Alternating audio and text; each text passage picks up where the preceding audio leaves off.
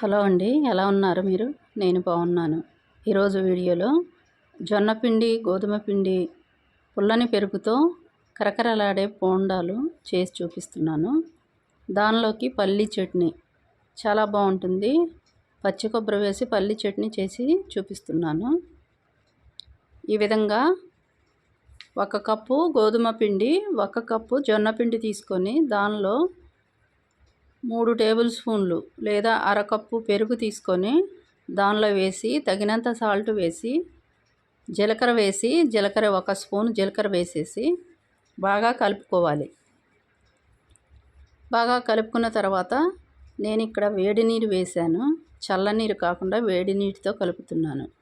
ఈ విధంగా మీరు చల్లనీళ్ళతోనైనా కలుపుకోవచ్చు. ఈ విధంగా బాగా బోండాల పిండిలాగా కలుపుకోవాలి. జారుడు పిండిగా కలుపుకొని 2 నిమిషాలు పక్కన పెట్టుకొని ఆయిల్ వేసి హీట్ ఎక్కిన తర్వాత ఇలా చిన్న చిన్న బోండాలుగా వేసుకోవాలి.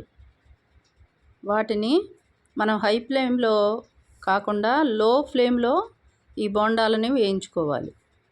ఎప్పుడైనా ఇలాంటి పెరుగు బోండాలు లో ఫ్లేమ్లో వేయించితే బాగా కరకరలాడుతాయి. హై ఫ్లేమ్లో వేయించామనుకోనండి, అది బాగా మెత్తగా ఉంటాయి. బోండాలు తినడానికి మెత్తగా ఉంటాయి. కాబట్టి సిమ్లో పెట్టుకొని మీరు మంటని సిమ్లో పెట్టుకొని బాగా వేయించుకోవాలి. అప్పుడు కరకరలాడుతూ ఈ బోండాలు చాలా బాగుంటాయి. దీనికి పల్లీ చట్నీ 1 కప్పు పల్లీలు, 4-5 పచ్చిమిర్చి తీసుకున్నాను. ఈ వేగిన తర్వాత ఈ పచ్చిమిర్చి సన్నగా తరిగి వేసుకొని బాగా వేయించుకోవాలి. తర్వాత 4-5 వెల్లుల్లి పొట్టు తీసి వేసుకోవాలి. తర్వాత కొద్దిగా చింతపండు వేసుకోవాలి. జీలకర్ర 1/2 టేబుల్ స్పూన్ జీలకర్ర వేసుకొని కొద్దిగా చింతపండు వేసుకొని బాగా దోరగా వేయించి దించుకోవాలి. తర్వాత మిక్సీ జార్లో వేసుకొని పచ్చి కొబ్బరి ముక్కలు కూడా దానిలో వేసి తగినంత సాల్ట్ వేసుకొని బాగా మెత్తగా గ్రైండ్ చేసుకోవాలి. ఈ విధంగా గ్రైండ్ చేసుకున్న దాన్ని గిన్నెలోకి తీసుకొని పోపు పెట్టుకోవాలి. కొద్దిగా ఆయిల్ వేసి 3 ఎండుమిర్చి వేసి అవి దోరగా వేగిన తర్వాత పోపు దినుసులు వేసుకోవాలి. 2 స్పూన్ల పోపు దినుసులు వేసుకొని బాగా దోరగా వేగిన తర్వాత కొద్దిగా కరివేపాకు వేసుకోవాలి.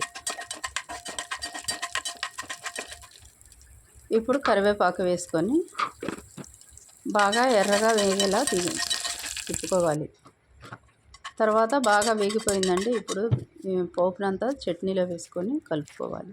చూడండి, ఎంతో రుచికరమైన చట్నీ, రుచికరమైన కరకరలాడే బోండాలు. అంతేనండి, టేస్టీ బోండాలు రెడీ అయిపోయాయి.